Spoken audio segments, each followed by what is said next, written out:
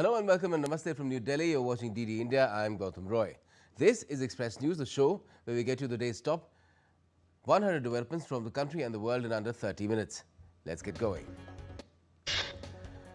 After a successful visit to France, External Affairs Minister Dr. S. Jaishankar arrived in Luxembourg, where he'll hold discussions with Deputy Prime Minister and Minister for Foreign Affairs, Xavier Bettel of the Grand Duchy of Luxembourg. Before this, during his visit to France, the External Affairs Minister met International Energy Agency Executive Director Fatih Birol and discussed global energy issues including oil markets and nuclear power. The minister also interacted with participants of the French-Indian Young Talents Program by Chamber of Commerce and Industry France-India in Paris. At the invitation of Prime Minister Narendra Modi, Federal Chancellor of Germany Friedrich Merz will pay an official visit to India on the 12th and the 13th of this month. Prime Minister Modi and Chancellor Merz will also engage with business and industry leaders and exchange views on issues of regional and global importance. India has issued a travel advisory urging its citizens to avoid non-essential travel to Iran until further notice, after Iran is facing the most serious wave of unrest in 3 years as nationwide protests entered the 10th day on Tuesday. Prime Minister Modi on Tuesday lauded the successful commissioning of Hindustan Petroleum Corporation Limited's residue upgradation facility at the Visak refinery in Andhra Pradesh, describing it as a decisive leap in Bharat's journey towards energy security and self-reliance. India's Minister of Commerce and Industry Piyush Goyal inaugurated CSR Conclave at Vigyan Bhavan in New Delhi on Tuesday. The conclave aims to deliberate upon collaborative, innovative and sustainable strategies to combat malnutrition among children. Regional AI Impact Summit 2026 was held in Rajasthan's Jaipur on Tuesday. The conference underscores Doordarshan's growing ambition to position itself as a hub of digital innovation and emerging technologies. At the event, India's Minister for Electronics and Information Technology, Ashwini Vaishnav, highlighted the importance of AI in our day-to-day lives. Addressing the event, Minister of State for Electronics and Information Technology, Jitin Prasad, said that artificial intelligence is bringing major transformation in human lives. Indian naval ship vessel Cordinia continued its voyage on day 8 of its sail. The sails filled and course steady, carrying India's maritime heritage across open waters. Union Education Minister Dharmendra Pradhan released 55 scholarly works to advance India's linguistic heritage and strengthen classical languages in a significant achievement for the nation's intellectual consciousness on Tuesday in New Delhi. These works, presented in Kannada, Telugu, Malayalam, Odia, Tamil and Sign Language, position India's linguistic heritage at the center of education, research and cultural pride. The minister termed this release as a valuable contribution to India's intellectual literature. Goa Chief Minister Dr. Pramod Sawant on Tuesday inaugurated multiple facilities in Goa University. The Madras High Court's Madurai Division Bench today upheld a single judge's order allowing the lighting of a lamp claimed as Deepathun on the Tirupakathuram hill. In Madurai, local people celebrated after the Madurai bench of the Madras High Court upheld an earlier court order.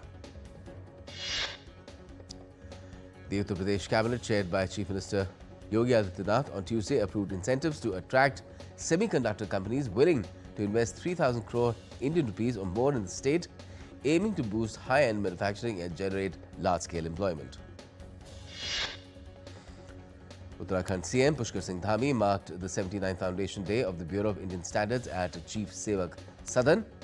He praised BIS for 8 decades of work in quality, reliability and consumer protection, saying it truly reflects the mantra "quality is identity." As India is gearing up for Republic Day 2026, grand preparations and spectacular parade rehearsals were held at Kartavya Path in Delhi on Tuesday.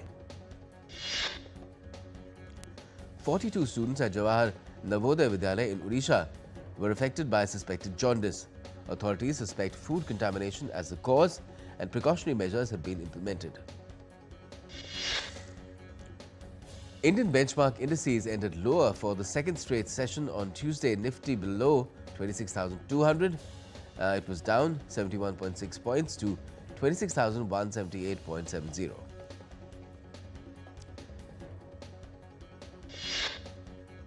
Similarly, the narrower BSE Sensex was down 376.28 points at 85,063.34 at close.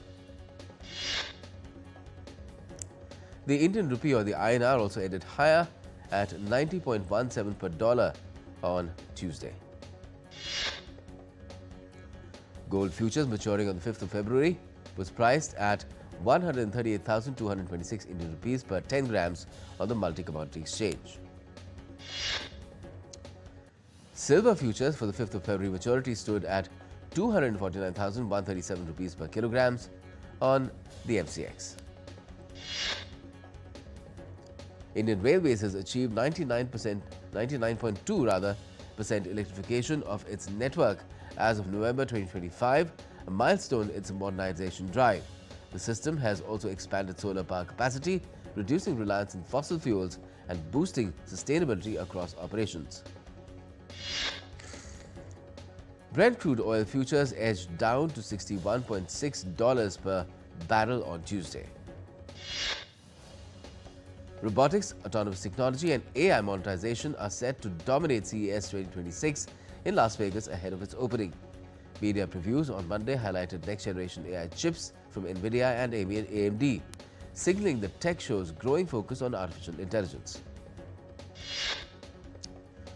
NVIDIA CEO Jensen Huang announced at the CES 2026 ahead of its opening that NVIDIA's next-generation AI chips are in full production, promising 5 times the computing power of previous models.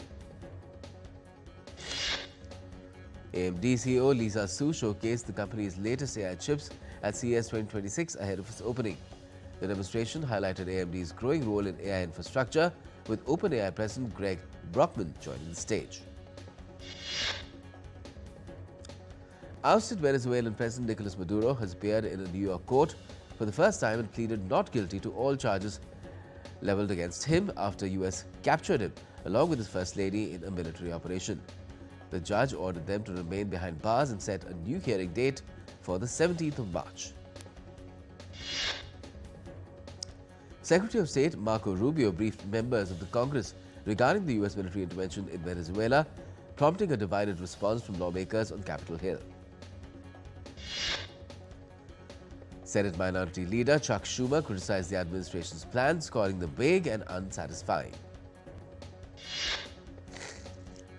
U.S. House Speaker Mike Johnson defended the operation, citing the detention of Venezuelan President Nicolas Maduro as a victory.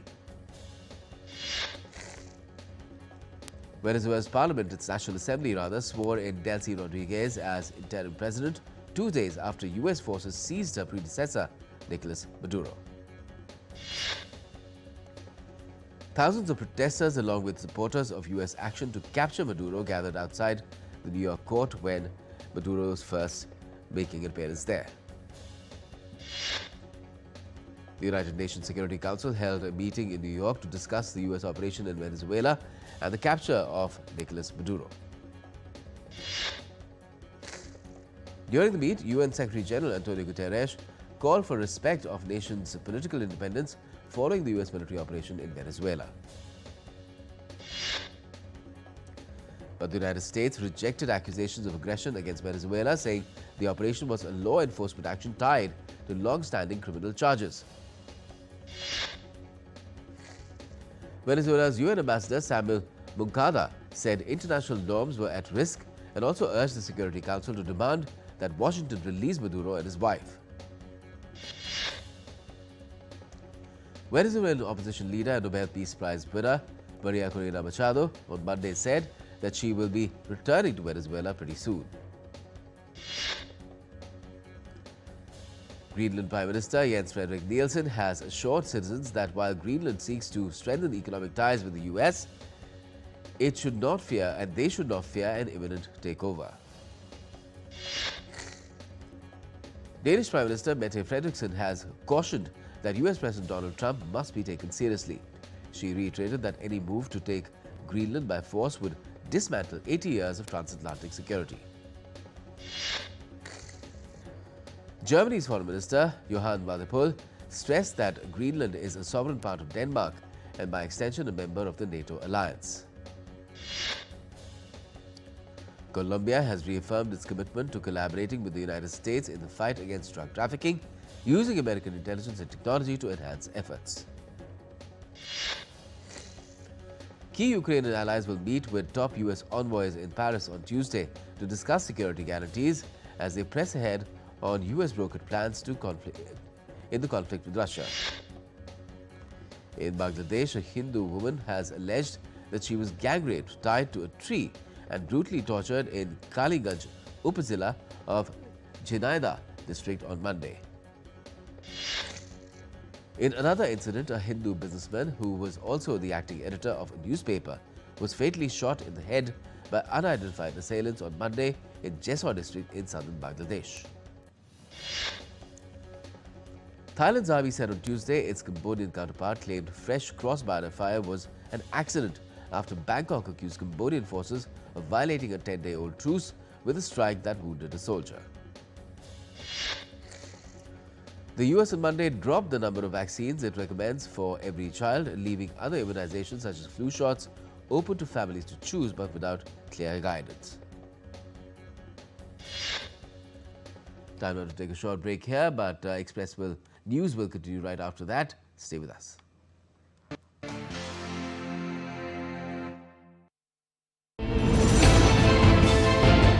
Geopolitics and trade deals. Economic challenges amid development. Hard work and the path to prosperity. It's the economy always. Between walkers, money is what money does and says. Supply creates its own demand. Between the bulls pulls and bears tears. When supply chains globalization and India rises to the podium. We'll get you centered with the Economic Brief at 8 p.m. every Thursday on DD India.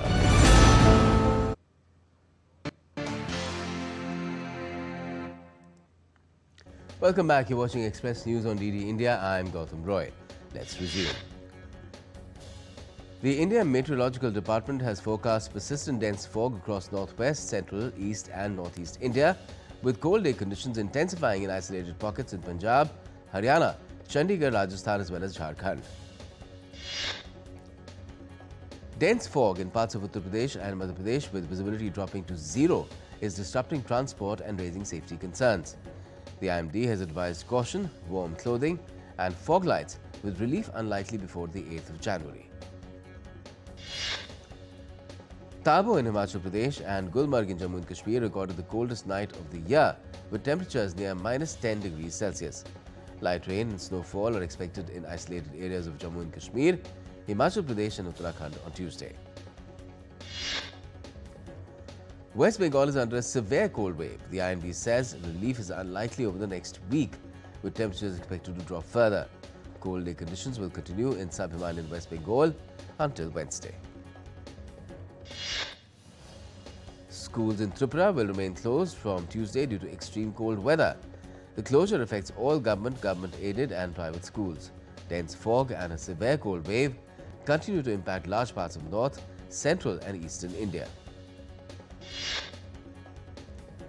A 6.2 magnitude earthquake shook western Japan on Tuesday, with the epicenter in eastern Shimane prefecture.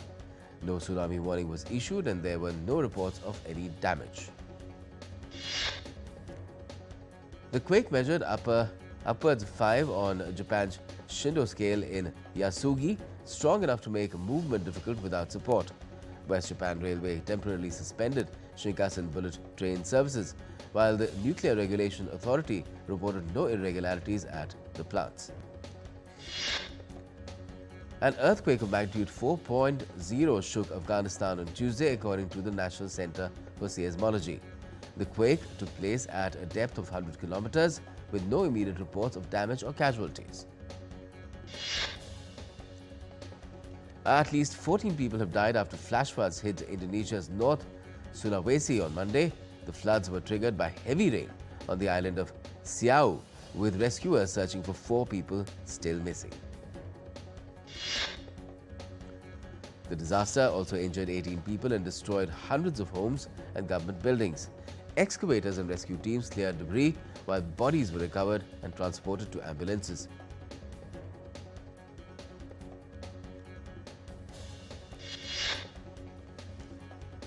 Fireworks and a drone show illuminated massive ice sculptures at the opening of China's annual Harbin Ice and Snow Festival, drawing thousands of visitors to the northeastern province of Heilongjiang. China's 42nd Arctic Expedition has entered full-scale scientific operations using drones and advanced imaging technology to conduct geological surveys around Zhongshan Station and collect multi-dimensional terrain data. The icebreaker Shulong delivered over 1,400 tons of supplies to Xinling Station before departing for New Zealand as a 19-month mission launched from Shanghai in November 2023 continues through May 2026. Vietnam welcomed an estimated 3.5 million visitors arrivals during the 2026 New Year holiday from the 1st to the 4th of January, with hotel occupancy nationwide averaging about 50%, tourism authorities said. Vietnam has opened its first large-scale multi-sensory art and entertainment complex in Ho Chi Minh City. Visitors can step inside the artwork and experience it with sight, sound, touch and smell through a full 12D plus immersive setup. Vietnamese communities in Japan gathered in Osaka for the Homeland Spring Tet of Great Unity Osaka 2026 celebration, featuring traditional performances, food stalls and cultural activities marking the Lunar New Year. The event highlighted unity among Vietnamese associations in the Kansai region, showcasing achievements over the past year while promoting cultural identity through music, ao dai performances, calligraphy and youth-led costume displays. Residents of Doordarshan district in Turkey celebrated the second annual Buzluk Snow Festival at Buzluk Nature Park, enjoying traditional horon dances, sledding and festive food as snow covered the park. The festival, held spontaneously wherever the first snow falls, included live drumming, traditional dances and tractor-assisted sledding, attracting locals to enjoy winter activities in the northern Turkish town. Danish toy maker Lego unveiled a new interactive smart brick at CES 2026 in Las Vegas, introducing technology that allows Lego builds to react with sound and motion using built-in sensors and a tiny silicon chip smaller than a single stud. Lego also revealed a new Star Wars product line developed with Disney, featuring smart bricks and smart minifigures that unlock reactions and secret mini games, with the interactive Star Wars sets set to launch on the 1st of March in the select markets. California-based startup ARC has introduced the ARC Sport EV, an all-electric wake sport boat designed to reduce noise, emissions and maintenance while delivering high-performance water sports on Lake Mead near Las Vegas. The 23-foot ARC Sport EV features a 500-horsepower electric drive train, up to 6 hours of use on a single charge, and software-controlled systems, with the company planning to expand into other electric marine vessels. Residents of Mexico City celebrated Three Kings Day, enjoying cake and receiving toys as part of Epiphany festivities, marking the visit of the three wise men to baby Jesus. The annual festival, concluding the 12 days of Christmas, included city-sponsored gifts for children and performances by drag queens dressed as the wise men, drawing families to the Independence Monument in Mexico City. The makers of the Bollywood film Rahu Ketu released the film's trailer, intensifying anticipation for the upcoming comedy starring Pulkit Samrat and Varun Sharma. The trailer launch event in Mumbai also saw appearances by Shanli Pandey. Bollywood film Ikkis earned 1.35 crore rupees on day 5, making a total collection of 21.5 crore Indian rupees in India. Bollywood film Dhurandhar has completed a month at the box office. Worldwide, it has grossed 1,240 Indian crore rupees, making it the second highest grossing film of all time after Dangal.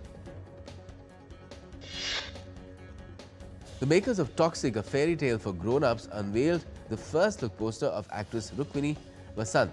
Headlined by Yash, the film is set to release on the 19th of March and also stars Kiara Advani, Nayanthara and Tara Sutaria. The crime drama series Mayor of Kingstown has been renewed for a fifth and final season. The upcoming season will be shorter, consisting of 8 episodes. New season of the rom-com Emily in Paris starring Lily Collins has been announced. The 6th season follows strong viewership of the recently released 5th season. The Royal Mail has unveiled 14 Stranger Things themed stamps to mark the 5th and final season of the hit series. 10 stamps feature main characters in both the real world and the alternate upside-down dimension.